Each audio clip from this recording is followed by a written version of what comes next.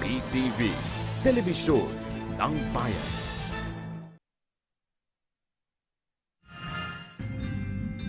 Magandang hapon, nagbabalik ang PTV News Break. Tinatayang nasa mahigit 5,000 kapatid nating Muslim mula sa Manila Golden Mosque ang inaasahang makikibahagi mamaya sa pagtitipon sa Quirino Grandstand. Ito'y para ipakita ang kanilang suporta sa Pangulong Rodrigo Duterte.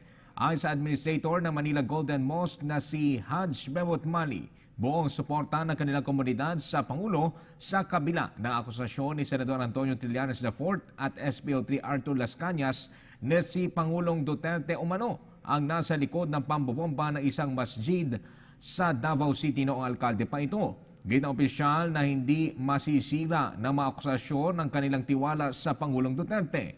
Sa huli umapela si Mali kaya Trillanes na tigilan na ang paninira sa Pangulo at makiisa na lamang sa mga adikain ng kasalukuyang pamahalaan.